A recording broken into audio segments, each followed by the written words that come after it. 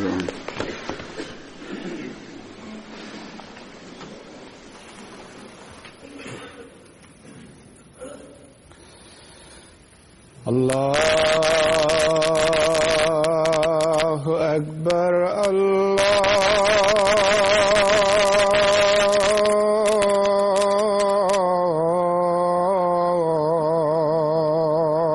أكبر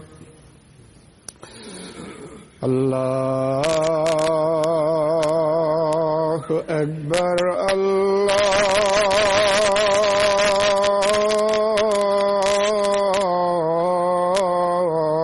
الله أكبر أشهد أن لا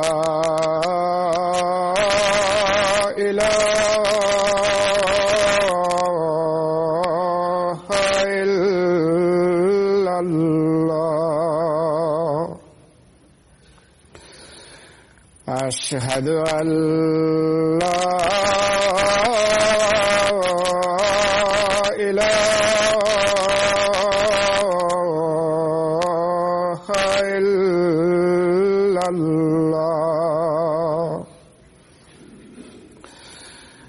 أشهد أن محمدًا رسول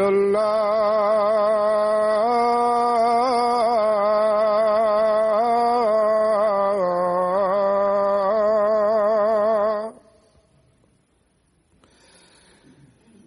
أشهد أن محمدًا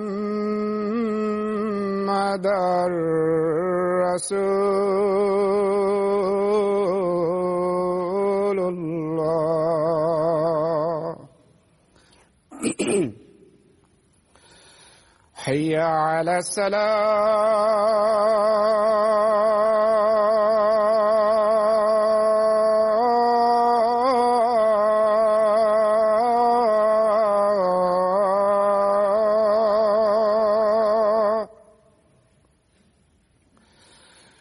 حي على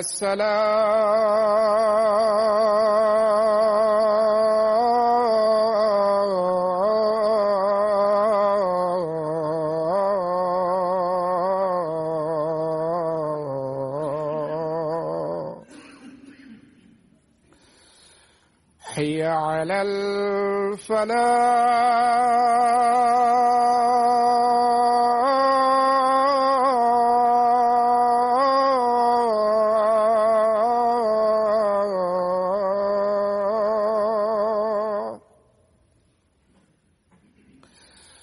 حي على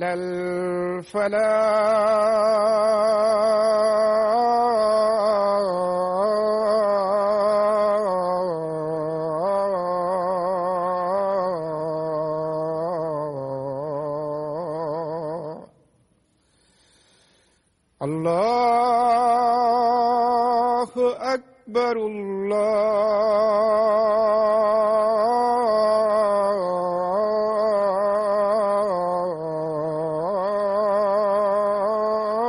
الله أكبر لا إله إلا الله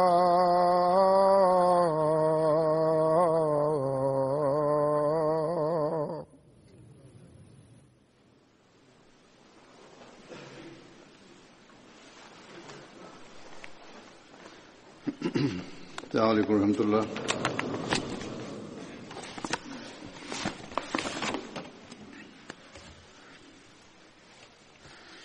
أشهد أن لا إله إلا الله وحده لا شريك له وأشهد أن محمدًا عبده ورسوله أما بعد فأعوذ بالله من الشيطان الرجيم بسم الله الرحمن الرحيم الحمد لله رب العالمين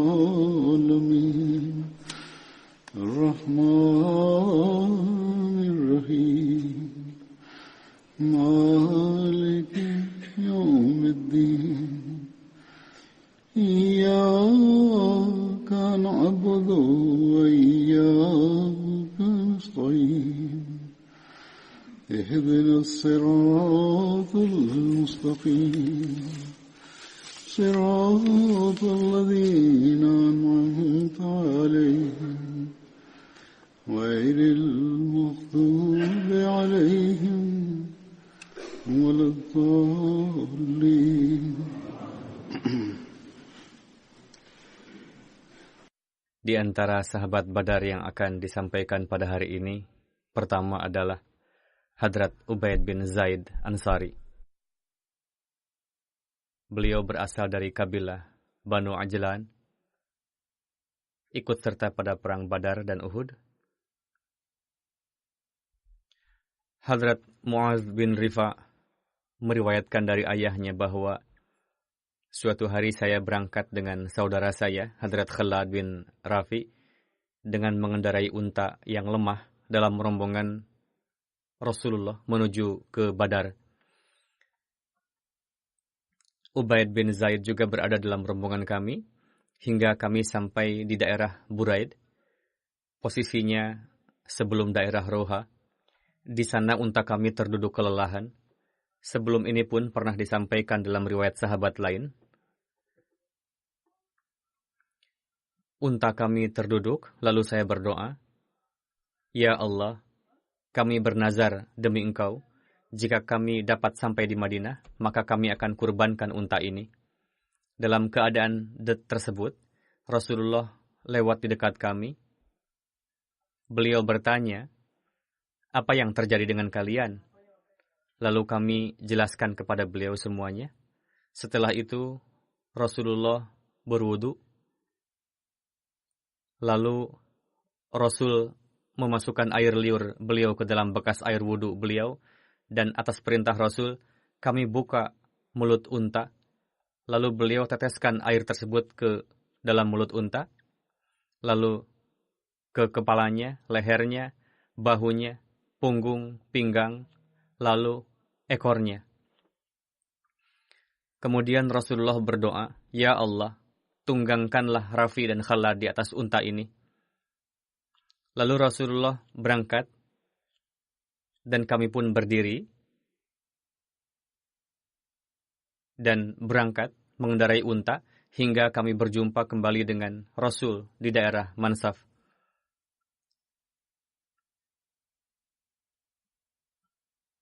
Unta kami yang terdepan di antara kafilah. Ketika melihat kami, Rasul pun tersenyum.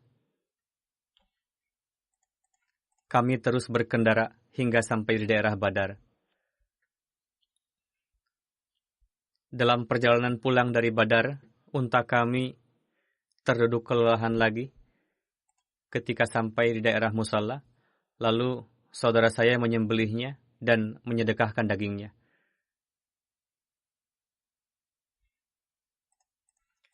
Hadrat Ubaid bin Zaid ikut serta dalam rombongan tersebut. Sahabat Badar berikutnya, Hadrat Zahir bin Haram al-Ashja, berasal dari kabilah Ashja. Beliau ikut serta menyertai Rasulullah dalam perang Badar. Hadrat Anas bin Malik meriwayatkan, di antara sahabat yang berasal dari desa, salah satunya adalah Hadrat Zahir, yang selalu membawa oleh-oleh khas dari desa untuk Rasulullah. Dan ketika pamit, Rasulullah pun selalu membekali beliau dengan hadiah. Rasulullah selalu bersabda, "Inna zahiran badiyatuna wa nahnu hadaruhu." Artinya, Zahir adalah kawan kita yang berasal dari desa, dan kita adalah kawannya warga kota. Rasulullah mencintai beliau. Hadrat Zahir berparas biasa-biasa. Suatu ketika, Hadrat Zahir tengah berdagang di pasar. Lalu Nabi Karim Sallallahu Alaihi Wasallam menghampiri beliau, lalu mendekapnya dari belakang. Dalam riwayat lain dikatakan, Rasul menghampiri beliau, lalu diam-diam dari arah belakang, Rasul menutup mata beliau dengan tangan, sehingga Hadrat Zahir tidak dapat melihat Rasul. Beliau bertanya, siapa gerangan? Lepaskan saya. Ketika berbalik, ternyata Rasulullah. Lalu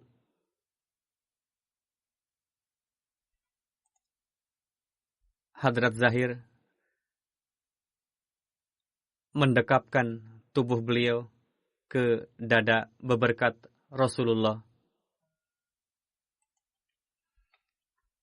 Rasulullah berkata sambil bercanda, siapa yang mau membeli budak belian ini? Hadrat Zahir berkata, wahai Rasul, saya adalah barang dagangan yang merugikan. Siapalah yang akan mau membeli saya? Lalu Rasulullah bersabda, dalam pandangan Allah, engkau bukanlah sesuatu yang merugikan. Atau bersabda, dalam pandangan Tuhan, engkau sangat berharga. Hadrat Muslim Maud radhiyallahu anhu juga pernah menjelaskan riwayat tersebut, bagaimana Rasulullah menghibur perasaan sahabat. Hadrat Muslim Maud bersabda, suatu hari Rasulullah Sallallahu Alaihi Wasallam tengah berjalan di pasar, melihat seorang sahabat yang berparas biasa. Sahabat tersebut tengah mengangkut barang di bawah terik panas matahari. Tubuhnya bercucuran keringat dan dipenuhi debu. Secara diam-diam, Rasulullah berjalan ke arah belakang sahabat tersebut, seperti halnya anak-anak yang bermain dengan menutup mata kawannya, lalu meminta ditebak siapa gerangan yang menutup mata itu. Demikian pula yang dilakukan Rasulullah. Beliau dari belakang menutup mata sahabat tersebut. Dari sentuhan lembut tangan Rasul, sahabat tersebut dapat mengenali bahwa itu adalah Rasulullah. Lalu atas dorongan gejolak rasa cinta, sahabat tersebut mendekap pakaian Rasul dengan tubuhnya yang penuh dengan keringat. Rasulullah tersenyum dan pada akhirnya bersabda, saya punya budak belian, siapakah yang mau membelinya? Dia menjawab, wahai Rasulullah, siapalah yang mau membeli saya di dunia ini? Beliau bersabda, jangan berkata begitu. Dalam pandangan Allah, engkau sangat berharga. Sungguh menakjubkan kecintaan yang diperoleh oleh para sahabat. Dalam satu kesempatan, Rasulullah pernah bersabda, inna likulli hadiratun badiyatun wa badiyatu ali Muhammadin Zahir ibni al-Haram. Artinya, setiap penduduk kota selalunya ada ikatan dengan penduduk desa. Adapun penduduk desa yang memiliki jalinan dengan keluarga Muhammad adalah Zahir ibnu al-Haram. Di kemudian hari beliau berpindah ke Kufah. Sahabat berikutnya adalah Hadrat Zaid bin Khattab. Beliau adalah kakak Hadrat Umar bin Khattab radhiyallahu anhu. Beliau baiat sebelum baiatnya Hadrat Umar. Beliau termasuk muhajirin awalin. Beliau ikut serta dalam perang Badar, Uhud, Khandak, Hudaybiyah, Baiat Ridwan, dan seluruh peperangan lainnya beserta dengan Rasulullah. Rasulullah menjalinkan persaudaraan antara beliau dengan Hadrat Mu'an bin Adi. Keduanya syahid dalam perang Yamamah. Pada perang Uhud, Hadrat Umar telah bersumpah dan berkata kepada Hadrat Zaid, yang adalah kakak beliau, bersabda, pakailah baju besiku. Lalu Hadrat Zaid memakainya untuk beberapa waktu, lalu membukanya kembali ketika perang. Lalu Hadrat Umar bertanya alasan beliau membuka baju besi itu. Hadrat Zaid menjawab, aku pun berkeinginan mati syahid seperti yang engkau harapkan. Lalu keduanya akhirnya tidak memakai baju besi. Hadrat Zaid bin Khattab meriwayatkan, pada kesempatan Hajatul Wida, Rasulullah pernah bersabda, perhatikanlah hamba sahaya kalian, berikanlah makan dari apa yang kalian makan, berikanlah pakaian seperti apa yang kalian pakai. Jika mereka melakukan kesalahan dan kalian tidak ingin memaafkannya, maka wahai hamba Allah, juallah mereka, janganlah menghukumnya. Ketika umat muslim berlari dari perang Yamamah, maka Hadrat Zaid bin Khattab berdoa dengan suara keras, Ya Allah, saya meminta maaf kepada Engkau atas kaburnya kawan-kawanku dan apa yang telah dilakukan oleh Musailamah Al-Kadzab dan Mahkam bin Tufail. Aku zahirkan keterbebasanku dari dosa-dosa itu. Lalu beliau memegang erat panji dan menerobos barisan musuh dengan mengangkat pedang, sehingga pada akhirnya beliau syahid. Ketika Hadrat Zaid syahid, Hadrat Umar bersabda, Semoga Allah mengasihi Zaid. Kakakku telah unggul dariku dalam hal dua kebaikan, yakni beliau telah lebih dulu masuk Islam dariku, begitu juga ia syahid lebih dulu dariku. Dalam riwayat lain, Hadrat Umar mendengar bait syair yang diungkapkan oleh Mutammim bin Nawera dalam mengenang saudaranya bernama Malik bin Nawera. Lalu Hadrat Umar bersabda, jika seandainya aku pandai bersyair sepertimu, maka aku pun pasti akan menulis syair untuk mengenang saudaraku Zaid, seperti yang telah kamu tulis untuk saudaramu. Lalu Mutammim bin Nawera berkata, jika seandainya saudaraku wafat seperti wafatnya kakak tuan, maka pasti aku tidak akan bersedih. Lalu Hadrat Umar bersabda, sampai saat ini belum pernah ada orang yang memberikan takziah seperti yang telah kamu lakukan padaku. Kita jumpai juga riwayat tersebut yang lebih rinci. Hadrat Umar bersabda kepada Hadrat Mutammim bin Nawera, betapa dukanya engkau atas kewafatan saudaramu. Sambil mengisyarahkan kepada satu matanya, Hadrat Mutammim berkata, satu mata saya ini menjadi rusak akibat kedukaan ini. Begitu banyaknya aku menangis dengan menggunakan mataku yang masih baik ini, sehingga mata yang sudah rusak pun telah membantunya dalam mencucurkan air mata. Hadrat Umar bersabda, begitu dalamnya kesedihan yang kamu alami, sehingga mungkin tidak ada orang yang berduka seperti itu atas kewafatan saudaranya. Hadrat Umar bersabda, semoga Allah mengasihi Zaid bin Khattab. Jika seandainya aku berpandai bersyair, maka pasti aku akan menangisi Hadrat Zaid seperti kamu menangisi saudaramu. Hadrat Mutammim berkata, Wahai Amirul Mukminin, jika seandainya saudaraku syahid dalam perang Yamamah seperti saudara tuan, maka pasti aku tidak akan pernah menangisinya. Perkataan tersebut sangat menyentuh hati Hadrat Umar, sehingga beliau merasa tentram dari kesedihan atas wafatnya kakak beliau. Sebelumnya, perpisahan dengan kakak beliau membuat beliau sangat bersedih. Beliau sering bersabda, ketika udara berhembus dari surga, membawakan aroma wangi Zaid padaku. Di antara kawan Musailamah Al-Kadzab, Rajal bin Anfawah adalah orang yang terbunuh di tangan Hadrat Zaid bin Khattab. Dalam satu riwayat, ada yang bernama Rajal bin Anfawah. Ia adalah orang yang pernah baiat masuk Islam, lalu hijrah, dan ia adalah seorang qari. Lalu ia murtad dan bergabung dengan Musailamah Al-Kadzab. Untuk itu kita harus selalu berdoa semoga diberikan akhir kehidupan yang baik, husnul khotimah. Dikatakan padanya, saya telah mendengar dari Rasulullah bahwa mereka telah memasukkanmu dalam kelompok nabi palsu. Ini merupakan fitnah terbesar bagi Banu Hanifah. Hadrat Abu Hurairah meriwayatkan, suatu ketika saya tengah duduk di dekat Rasulullah dengan sekelompok orang, Rajal bin Anfawah pun berada di antara kami saat itu. Rasul bersabda, di antara kalian ada orang yang gigi gerahamnya akan berada di dalam api sebesar gunung Uhud, yakni berada di dalam api, akan menyesatkan sebuah kaum.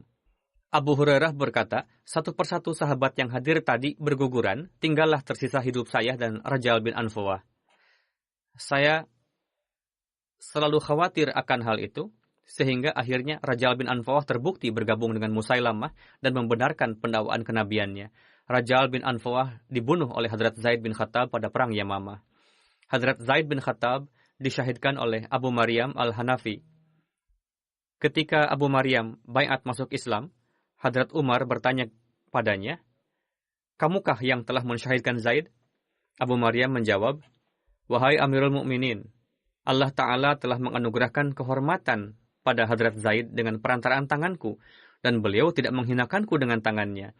Hadrat Umar bersabda, "Menurutmu, ketika perang Yamamah, berapa orang pasukanmu yang terbunuh oleh pasukan Muslim?"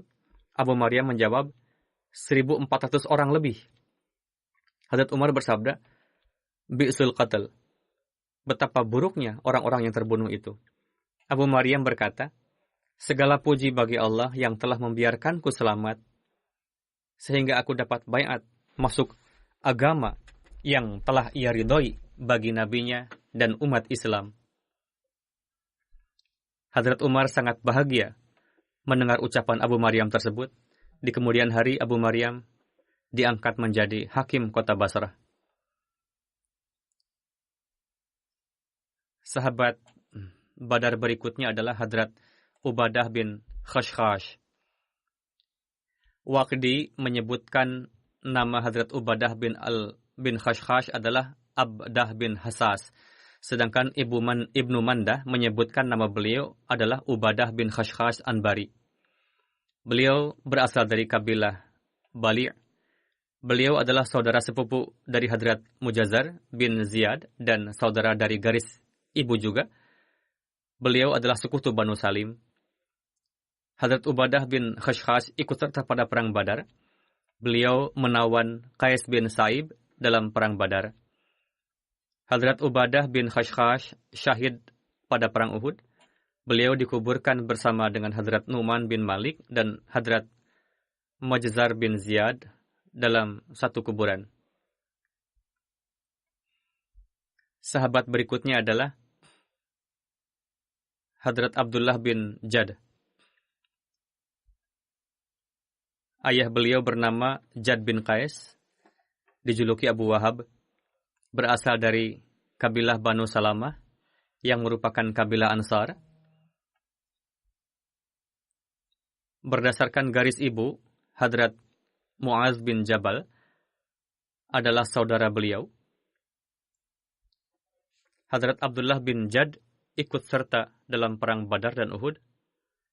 Ketika perang Tabuk, Hadrat Rasulullah pernah bersabda kepada ayahanda Abdullah bin Jad, yakni Abu Wahab, "Apakah engkau akan ikut beserta kami tahun ini untuk berperang?" Abu Wahab berkata, "Jika Tuhan mengizinkan dan tidak membiarkan aku terjerumus ke dalam fitnah, saya tidak dapat ikut serta." Ia beralasan dengan berkata, "Kaum saya mengetahui bahwa saya sangat menggandrungi wanita. Jika saja aku melihat para wanita Banu Asfar, yakni bangsa Roma, maka saya tidak akan dapat mengontrol diri sendiri."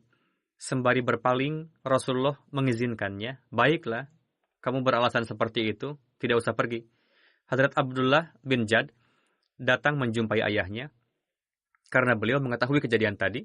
Lalu beliau bertanya kepada ayahnya, "Kenapa ayah mengingkari ajakan Rasulullah? Demi Tuhan, ayah adalah yang paling kaya di antara Banu Salmah. Saat ini adalah kesempatan bagi ayah untuk ikut serta. Ayah justru tidak ikut berperang, tidak juga ayah menyumbang kendaraan untuk berperang." Beliau menjawab, "Wahai anakku," Huzur bersabda, beliau memberikan alasan lain di hadapan anaknya, "Anakku, kenapa ayah harus berangkat menuju Banu Asfar dalam cuaca panas terik dan penuh kesulitan? Demi Tuhan, di daerah Khurbah yang merupakan rumah Banu Salma, meskipun dalam rumah sendiri, namun ayah tidak merasa aman dari ketakutan padanya." Huzur bersabda, "Ia pengecut, sangat ketakutan dengan bangsa Roma. Lantas, mungkinkah ayah pergi untuk berperang melawan mereka? Anakku, demi Tuhan, aku sangat faham dengan keadaan. Hari ini begini, besok bisa begini." Mendengar ucapan sang ayah, Hadrat Abdullah berkata dengan nada keras kepada ayahnya, "Demi Tuhan, di dalam diri ayah terdapat kemunafikan, dan Allah Ta'ala pasti akan menurunkan ayat dalam Al-Quran kepada Rasulnya berkenaan dengan ayah, sehingga semua orang dapat membacanya. Allah Ta'ala akan menzahirkan bahwa ayah termasuk ke dalam golongan orang munafik." Mendengar hal itu, ayah beliau membuka sendalnya dan memukulkannya ke wajah Hadrat Abdullah. Hadrat Abdullah beranjak dari sana dan tidak berbicara kepada ayahnya. Dalam kitab Asadul Ghabah tertulis berkenaan dengan ayahanda Hadrat Abdullah itu yang dianggap munafik, ikut serta dalam peristiwa Hudaybiyah. Namun ketika orang-orang baiat kepada Rasulullah, ayah beliau tidak ikut baiat. Diriwayatkan bahwa di kemudian hari beliau taubat dan wafat pada zaman kekhalifahan Hadrat Utsman radhiyallahu anhu. Sahabat berikutnya adalah Hadrat Harith bin Aus bin Mu'adz.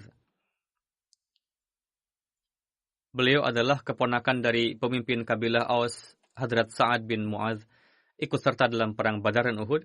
Berkenaan dengan beliau, terdapat riwayat bahwa beliau syahid dalam perang Uhud pada usia 28 tahun.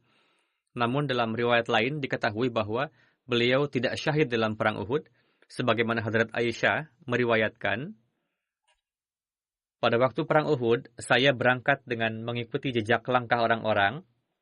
Saya mendengar suara dari belakang. Setelah menoleh ternyata nampak Hadrat Sa'ad bin Mu'adz dan keponakan beliau Hadrat Harith bin Aus yang tengah membawa tameng.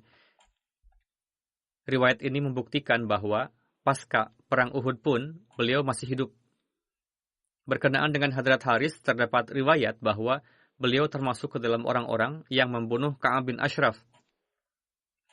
Dalam eksekusi tersebut, kaki beliau terluka dan berdarah.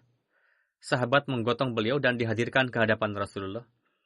Ka'ab bin Ashraf adalah seorang tokoh Madinah yang ikut serta dalam perjanjian beserta dengan Rasulullah. Namun di kemudian hari, ia berusaha untuk menyebarkan fitnah kekisruhan sehingga Rasulullah memerintahkan untuk membunuhnya. Berkenaan dengan luka pada saat eksekusi tersebut, terdapat riwayat yang lebih rinci dalam Syarah Umdatul Qari bahwa ketika Muhammad bin Muslimah mengeksekusi Ka'ab bin Ashraf dengan sahabat lainnya, salah seorang sahabat bernama Hadrat Harith bin Aus terluka karena terkena ujung pedang sahabat lain. Lalu kawan-kawan beliau menggotong beliau dan menghadirkannya ke hadapan Rasulullah. Rasulullah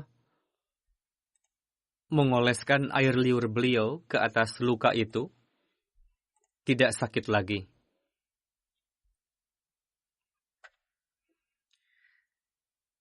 Berkenaan dengan kejadian tersebut,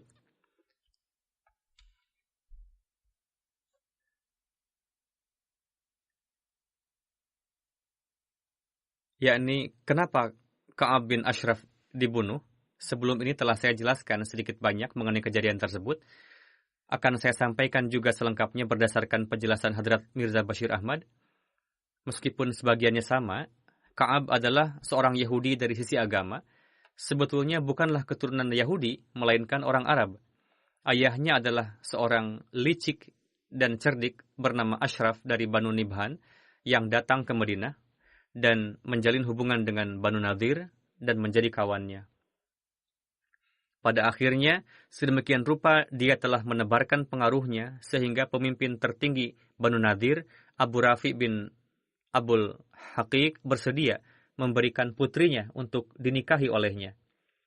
Dari perut perempuan itulah terlahir Ka'ab, yang setelah dewasa mendapatkan kedudukan lebih tinggi dari ayahnya, sehingga pada akhirnya dia mendapatkan kedudukan seolah-olah seluruh Yahudi Arab mulai menganggapnya sebagai pemimpin. Selain seorang yang gagah dan rupawan, Ka'ab juga seorang penyair yang hebat dan sangat kaya raya. Melalui hartanya itu, sehingga para ulama dan orang-orang berpengaruh lainnya berada dalam genggamannya. Namun dari sisi akhlak, dia adalah seorang yang berakhlak sangat buruk. Dia sangat mahir dalam menciptakan kekacauan secara diam-diam dan mengatur rencana jahatnya. Ketika Rasulullah hijrah ke Madinah, Ka'ab bin Ashraf bersama dengan Yahudi lainnya ikut serta dalam perjanjian. Beliau menulis cukup panjang, namun akan saya persingkat. Beliau ikut serta dalam perjanjian yang merupakan perjanjian tertulis antara Rasulullah dengan Yahudi berkenaan dengan hubungan persahabatan, perdamaian, dan pertahanan bersama. Memang dia ikut serta dalam perjanjian, namun dalam hatinya terdapat kemunafikan, permusuhan, kedengkian, kebencian, yang karenanya ia terbakar dalam gejolak itu, dan dia mulai melakukan penentangan terhadap Islam dan pendiri Islam Sallallahu Alaihi Wasallam dengan rencana jahat dan liciknya secara diam-diam. Sebagaimana tertulis, setiap tahun Ka'ab selalu memberikan sumbangan kepada para ulama dan tokoh Yahudi, namun pasca hijrah Rasulullah, ketika para tokoh ini datang kepadanya untuk mengambil jatah hadiah tahunannya, dalam obrolan, Ka'ab menyinggung perihal Rasulullah kepada para ulama dan menanyakan kepada para ulama mengenai Rasulullah berdasarkan kitab-kitab suci, apakah Rasulullah ini benar atau tidak? Lalu para ulama menjawab, tampaknya Muhammad ini adalah nabi yang telah dijanjikan kepada kita. Mendengar jawaban tersebut, Ka'ab sangat kecewa dan sangat marah kepada mereka, lalu mengusir mereka dan tidak memberikan jatah hadiahnya kepada mereka. Ketika mata pencaharian para ulama Yahudi hilang, lalu mereka datang lagi kepada Ka'ab dan mengatakan, kami telah keliru dalam memahami tanda-tanda. Lalu kami renungkan lagi, ternyata Muhammad itu bukanlah nabi yang dijanjikan oleh kitab-kitab suci kita itu. Mendengar jawaban tersebut sesuai dengan apa yang diinginkan Ka'ab, Ka'ab pun bahagia dan membagikan jatah tahunannya. Dengan demikian, kalau hal ini sifatnya merupakan penentangan secara keagamaan, yang mana meskipun ditempuh dalam corak yang tidak disukai, namun tidak bisa dijadikan sebagai alasan untuk dibunuh orang ini.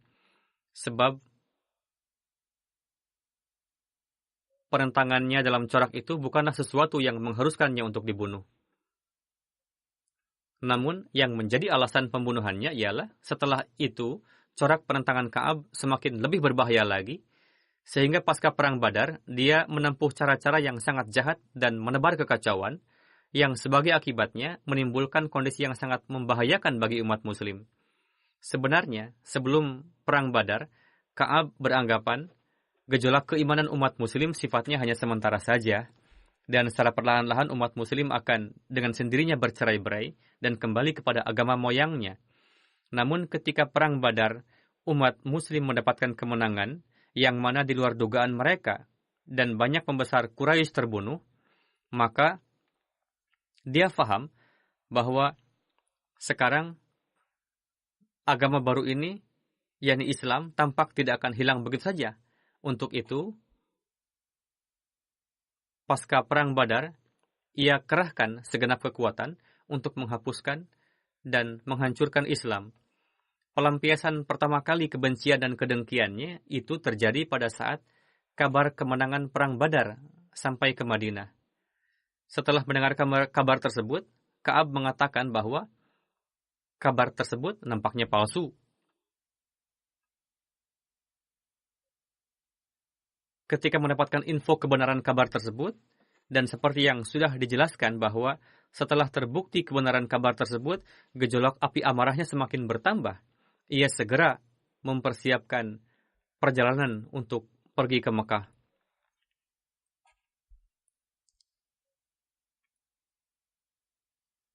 Dengan perantaraan kemahiran mulut dan syairnya, ia taburkan bahan bakar ke atas api gejolak yang meliputi hati orang Quraisy di Mekah.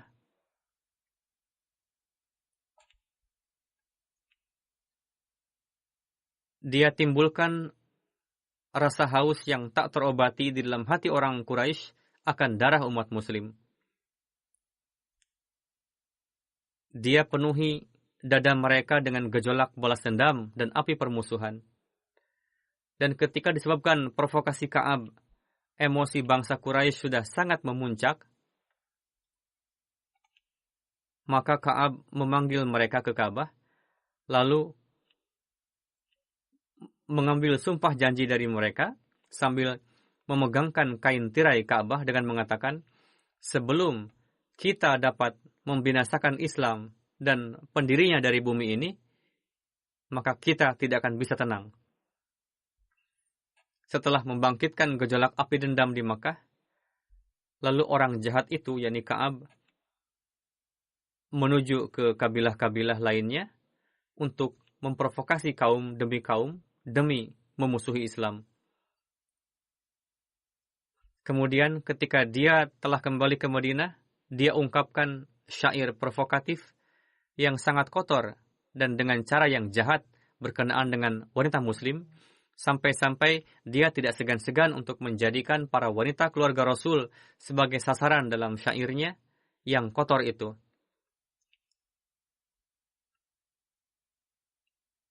Hal ini membuat syair-syair itu dikenal di seluruh negeri. Pada akhirnya, dia membuat rencana untuk membunuh Rasulullah. Dia membuat taktik membunuh Rasulullah melalui beberapa pemuda dengan cara mengundang Rasulullah ke rumahnya beralasan undangan dan lain sebagainya. Namun dengan karunia Allah Ta'ala, rencana jahat itu diketahui sehingga tidak berhasil. Ketika sudah sekian banyak pelanggaran yang dilakukan Ka'ab, yakni pelanggaran perjanjian, pemberontakan, menyulut peperangan, menimbulkan kekacauan, kejahatan, dan pembunuhan berencana, serta buktinya sudah sangat jelas, maka dari sisi perjanjian umum itu, yang mana Rasulullah sebagai kepala pemerintahan Madinah dan merupakan ketua tertinggi, yaitu dalam perjanjian yang dibuat antara Rasulullah Shallallahu Alaihi Wasallam dengan penduduk Madinah pasca hijrah, maka beliau memutuskan Ka'ab wajib dibunuh disebabkan oleh ulahnya ini. Lalu Rasulullah memerintahkan beberapa sahabat untuk membunuhnya.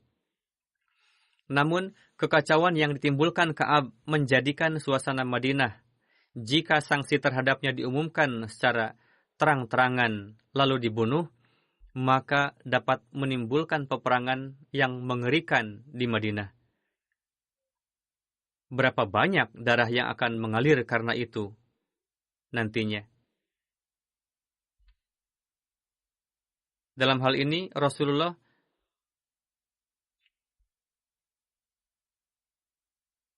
ingin menghentikan peperangan global dengan menempuh segala kemungkinan dan pengorbanan yang patut.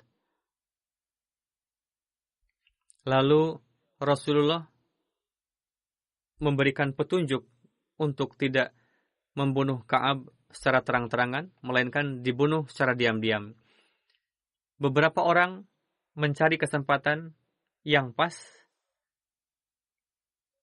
dan Rasulullah menunjuk sahabat setia dari kabilah Aus bernama Muhammad bin Muslimah dan memerintahkan beliau supaya apapun cara yang akan ditempuh nanti, mintalah terlebih dahulu pendapat dari kepala kabilah Aus, Sa'ad bin Mu'az. Muhammad bin Muslimah bertanya, "Wahai Rasulullah, untuk melakukan pembunuhan secara diam-diam, perlu ada yang dikatakan, perlu ada alasan yang diungkapkan yang dapat membuat Ka'ab keluar dari rumahnya, lalu membunuhnya di suatu tempat yang aman." Dengan memperhatikan dampak luar biasa yang dapat timbul jika tidak menempuh hukuman secara diam-diam, beliau SAW bersabda, "Baiklah, apapun cara yang ingin kamu tempuh, lakukanlah." Selanjutnya, atas saran Sa'ad bin Mu'az, Muhammad bin Muslimah membawa serta Abu Nailah dan beberapa sahabat lainnya, lalu berangkat ke rumah Ka'ab. Mereka memanggil Ka'ab keluar dan mengatakan, "Ketua kami, Rasulullah, meminta sedekah dari kami. Kami sedang kesempitan. Apakah kamu dapat menolong kami untuk memberikan pinjaman?" Mendengar hal ini, Ka'ab kegirangan dan berkata, "Demi Tuhan, tidak lama lagi kalian akan merasa bosan dengan Muhammad, lalu meninggalkannya." Lalu Muhammad bin Muslimah menjawab, "Kami telah memilih untuk mengikuti Muhammad SAW. Sekarang kami tengah melihat bagaimana akhir dari gerakan ini. Namun kamu jawab dulu, maukah kamu pinjamkan hutang? Ka'ab mengatakan, baik, namun harus ada jaminannya. Muhammad bertanya, apa itu? Si licik itu mengatakan, jaminkanlah para wanita kalian. Sambil menahan emosi, Muhammad mengatakan, bagaimana bisa kami menjaminkan kepada pria seperti kamu? Kamu tidak bisa dipercaya. Ka'ab berkata, kalau begitu anak laki-lakimu. Muhammad mengatakan, tidak mungkin juga kami menjaminkan anak kami padamu. Kami tidak dapat menanggung celaan dan kecaman semua orang Arab nantinya. Kalau kamu mau, bisa kami menjaminkan senjata kami padamu. Ka'ab setuju. Muhammad bin Muslimah dan kawannya pulang setelah sebelumnya berjanji untuk datang malam hari. Ketika malam, grup tersebut membawa persenjataan karena saat itu dapat membawa senjata secara terbuka. Lalu sampai di rumah Ka'ab, lalu membuat Ka'ab keluar dan sambil berbicara mengajaknya terus ke satu tempat sambil berjalan. Ka'ab dikuasai dan seorang sahabat mencabut pedang lalu membunuhnya. Ketika terbunuh, kisah Zaid yang disebutkan tadi bahwa ia terluka akibat terkena ujung pedang kawannya. Kemudian Muhammad bin Muslimah dan kawannya kembali dan menghadap Rasulullah dan mengabarkan kabar telah dibunuhnya Ka'ab. Ketika kabar terbunuhnya Ka'ab menyebar ke seluruh kota, orang Yahudi sangat marah. Lalu, pada keesokan harinya, perwakilan Yahudi datang menjumpai Rasulullah pada pagi hari untuk menyampaikan protes bahwa pemimpin kami, Ka'ab bin Ashraf, telah dibunuh seperti itu. Setelah mendengarkan mereka, Rasulullah tidak mengingkarinya, tidak juga mengatakan bahwa saya tidak tahu. Beliau bersabda, tahukah kalian pelanggaran apa saja yang telah dilakukan oleh Ka'ab? Lalu beliau menyebutkan secara singkat pelanggaran Ka'ab, di antaranya pelanggaran perjanjian, menyulut perang, menebar kekacauan, kejahatan, pembunuhan berencana, dan lain-lain. Mendengar hal itu, mereka ketakutan dan bungkam. Lalu gejolak emosi mereka mendingin. Mereka tahu bahwa apa yang disabdakan oleh Rasul merupakan hakikat dan layak untuk mendapatkan hukuman tersebut. Setelah itu Rasulullah bersabda kepada mereka, hendaknya kalian sekurang-kurangnya berjanji untuk yang akan datang, hiduplah dengan penuh kedamaian dan kerjasama, dan janganlah menebar benih permusuhan dan kekacauan. Walhasil, dengan persetujuan pihak Yahudi, ditulislah perjanjian baru untuk masa yang akan datang. Pihak Yahudi pun berjanji kepada umat Muslim untuk memulai dari awal kehidupan damai dan terhindar dari perbuatan fasad. Lalu, surat perjanjian tersebut diserahkan kepada Hadrat Ali radhiyallahu anhu. Dalam sejarah setelah itu tidak pernah ada tertulis bahwa orang Yahudi melontarkan tuduhan atas umat Muslim atas pembunuhan Ka'ab bin Ashraf, karena mereka pun mengakui bahwa memang Ka'ab layak untuk mendapatkan hukuman seperti itu. Hadrat Mirza Bashir Ahmad menulis bahwa di kemudian hari, para sejarawan Barat melontarkan keberatan bahwa Hadrat Rasulullah telah memerintahkan untuk melakukan pembunuhan yang tidak jaiz dan itu keliru katanya. Hadrat Mirza Bashir Ahmad menulis bahwa eksekusi itu adalah jaiz karena Ka'ab bin Ashraf telah melakukan perjanjian resmi dengan Hadrat Rasulullah di mana selain tidak akan memerangi umat Muslim, bahkan ia telah berjanji bahwa ia akan membantu umat Islam untuk menghadapi musuh dari luar dan akan menjalin persahabatan dengan umat Muslim. Berdasarkan perjanjian tersebut, ia pun membenarkan bahwa yang bertindak sebagai pemimpin dalam pemerintahan demokrasi yang telah didirikan adalah Rasulullah. Sehingga dalam segala jenis perselisihan, keputusan Rasulullah adalah wajib ditaati oleh semuanya. Sebagaimana Hadrat Mirza Bashir Ahmad menulis bahwa terbukti dari sejarah bahwa berdasarkan perjanjian tersebut untuk menyelesaikan kasusnya dan lain-lain, orang Yahudi selalu datang ke hadapan Rasulullah dan Rasulullah bertindak sebagai hakim. Dalam kondisi demikian, Ka'ab telah sedemikian rupa melanggar perjanjian dengan umat Muslim, bahkan tidak hanya berontak kepada Muslim dalam hal ini, ia pun telah membangkang kepada penguasa yang sah pada saat itu. Karena Rasulullah lah yang merupakan kepala pemerintahan pada saat itu. Ka'ab telah menanam benih kekisruhan di Madinah dan berusaha untuk menyalakan api peperangan dan dengan ganasnya memprovokasi kabilah-kabilah Arab untuk menentang umat Islam. Ia pun telah membawakan syair-syair yang isinya memancing gejolak hawa nafsu pada wanita-wanita Muslim, lalu membuat rencana untuk membunuh Rasulullah. Umat Muslim yang telah terkepung oleh kesulitan dari berbagai arah, kondisi tersebut semakin membuat umat Muslim terhimpit.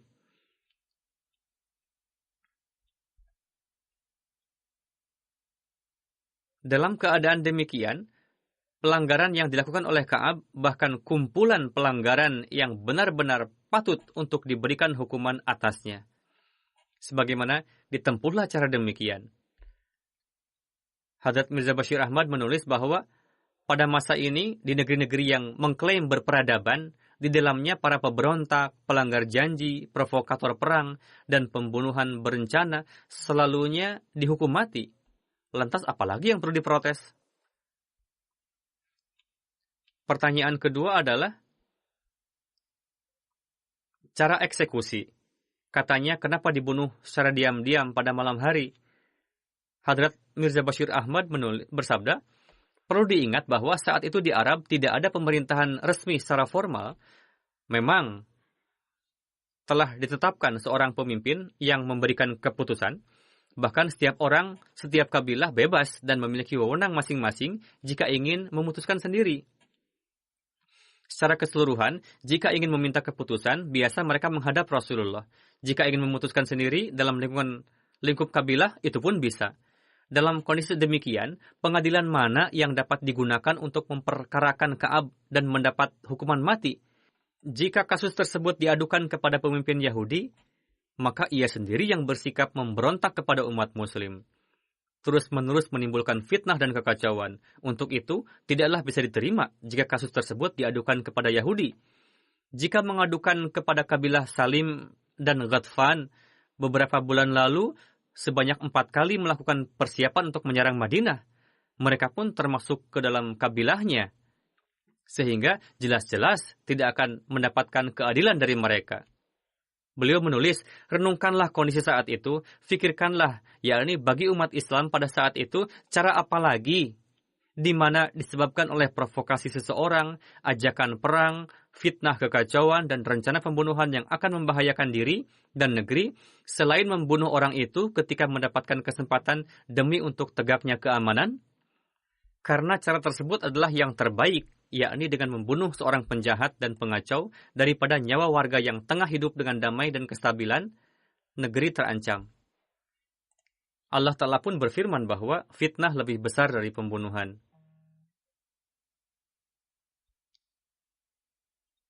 Berdasarkan perjanjian yang dilakukan antara umat Muslim dan Yahudi pasca hijrah, Rasulullah tidaklah mendapatkan status sebagai warga biasa, melainkan ditetapkan sebagai pemimpin pemerintahan sah yang berdiri di Madinah. Beliau pun diberikan wewenang untuk memberikan keputusan yang dipandang baik oleh beliau dalam hal perselisihan dan perkara kenegaraan. Jadi, jika demi untuk keamanan negeri, lalu beliau memutuskan Ka'ab wajib dibunuh disebabkan oleh fitnah kekacauan yang dilakukannya, maka hal tersebut bukanlah sesuatu yang keliru. Untuk itu, keberatan yang dilontarkan kepada Islam atas hal itu setelah berlalu 13 abad merupakan kebodohan belaka. Karena bangsa Yahudi sendiri pada saat itu tidaklah melontarkan protes setelah mendengar keputusan beliau, dan sampai berlalu masa yang panjang, mereka tidak pernah melontarkan keberatan atas hal itu. Walhasil, dalam riwayat ini disebutkan perihal Hadrat Zaid yang ikut serta dalam eksekusi tersebut dalam tim yang diutus.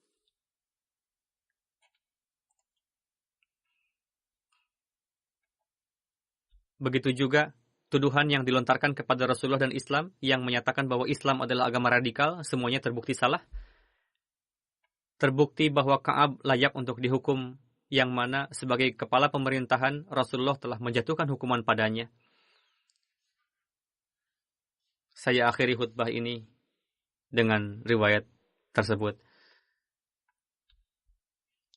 Semoga Allah Ta'ala senantiasa melindungi Islam dari fitnah tersebut. Umat Muslim saat ini alih-alih mengambil pelajaran dari sejarah lama, justru mereka sendiri malah terjerumus ke dalam kekisruhan tersebut. dan mereka sendiri yang menjadi penyebabnya dalam pemerintahan dan juga pemerintahan Islam. Semoga Allah Ta'ala menyelamatkan Islam dari fitnah tersebut dan memberikan taufik kepada mereka untuk beriman kepada pemberi petunjuk yang diutus Allah Ta'ala yang datang untuk menghidupkan Islam kembali. Amin.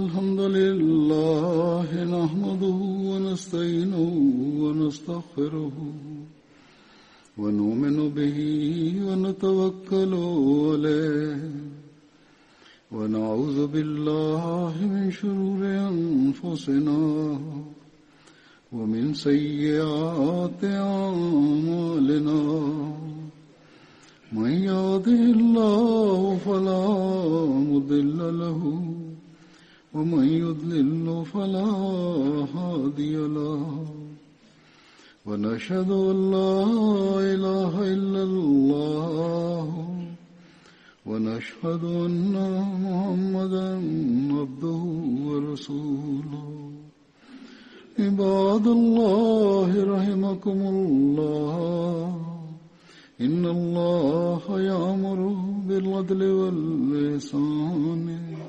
وإيتاء ذي القربى وينهى عن الفحشاء والمنكر والبغي يعظكم لعلكم تذكرون اذكروا الله يذكركم وادعوه يستجب لكم ولذكر الله أكبر.